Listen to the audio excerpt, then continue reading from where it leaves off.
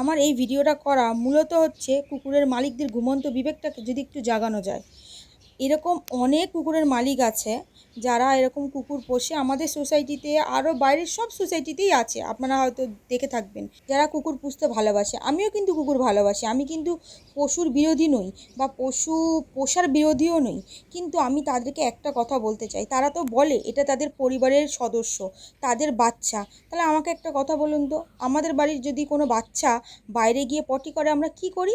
আমরা কিন্তু সেটা তুলে ফেলে দিই, কারণ সেটা মানুষের পটি, তাই তো তুলে ফেলে দিই, বাথরুম করলে জল দিই।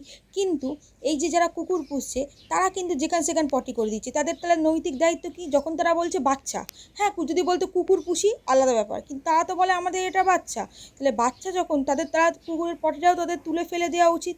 তারা কেন যারা কুকুর পোষে না বা যারা ওখানে বসবাস করে তারা কেন এই কুকুরের পটি পার হবে, কুকুরের বাথরুমগুলো পার হবে? এটা কি উচিত? এটা কখনো কি উচিত? যার বাচ্চার পটি বাথরুম তার কাছে ভালো, অন্য লোকের কাছে তো সেটা নাও ভালো হতে পারে। তো সেই জন্য আমি অনুরোধ করব, যারা কুকুর পোষেন অ্যাটলিস্ট একটা করে প্লাস্টিক নিয়ে বেরোন।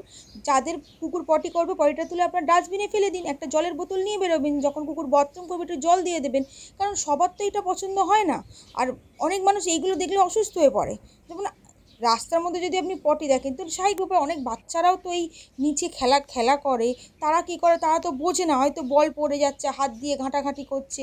এগুলো কি মানে আদৌ কি উচিত?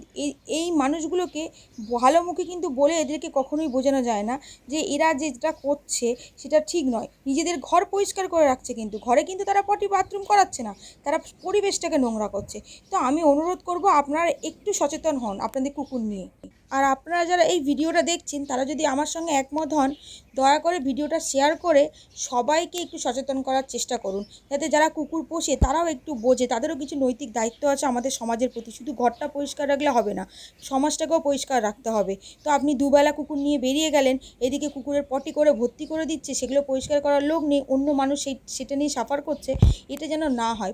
প্রত্যেকটা সোসাইটির যারা কুকুর পোষে তাদের কাছে অনুরোধ করব, এবং যারা সোসাইটিতে থাকেন তাদের কাছে অনুরোধ করবো যে আপনারা দয়া করে একটু প্রতিবাদ করুন, এই জিনিসগুলো যেন তারা পরিষ্কার করে দিক। তার কুকুর পটি করুক, রাস্তায় পটি করুক, আমি পটি করতে বারণ করছি না, যেখানে পটি করবে তুলে ফেলে দেবেন। আমি এরকম অনেক কাউকেই দেখেছি, কিন্তু তারা তাদের কুকুরের পটি তুলে কিন্তু ডাস্টবিনে ফেলে দেয়। তো যারা ফেলে না তাদেরও একটু সচেতন হওয়া দরকার, যে তাদেরও ফেলা উচিত কুকুর পুষলে।